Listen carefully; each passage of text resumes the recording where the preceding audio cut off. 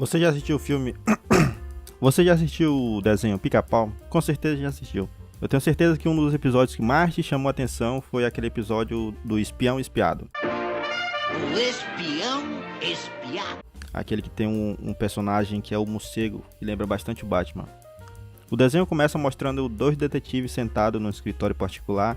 Um deles se chama Quinta-feira e o outro se chama Al. O telefone ele toca às 11h03. Era 1498 PS.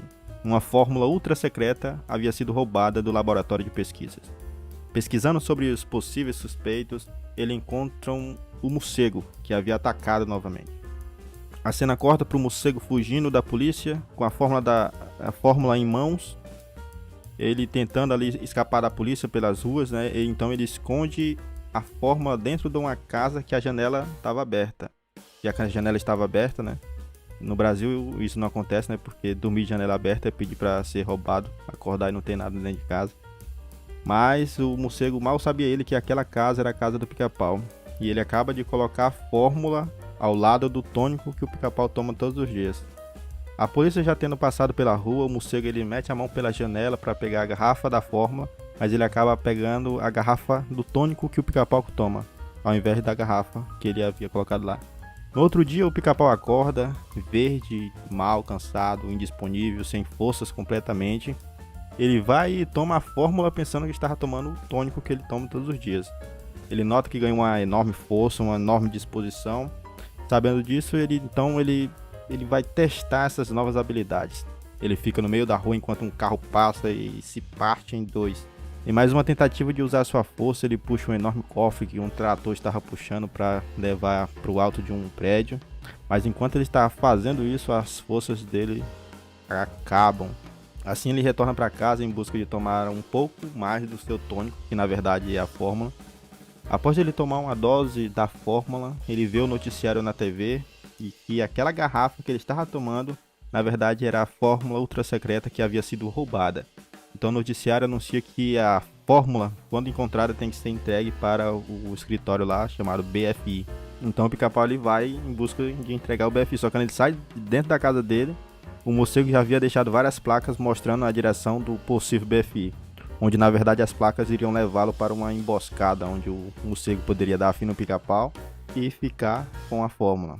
Rapaz, eu não sei vocês, mas quando eu assisti esse episódio pela primeira vez, nessa cena eu pensei que o Pica-Pau tinha visto o morcego, mas ele não viu. Mas parece que viu bastante, né? Mas ele não viu, não. O Pica-Pau e o morcego entram em um confronto, mas o Pica-Pau está muito forte e vence o morcego com muita facilidade.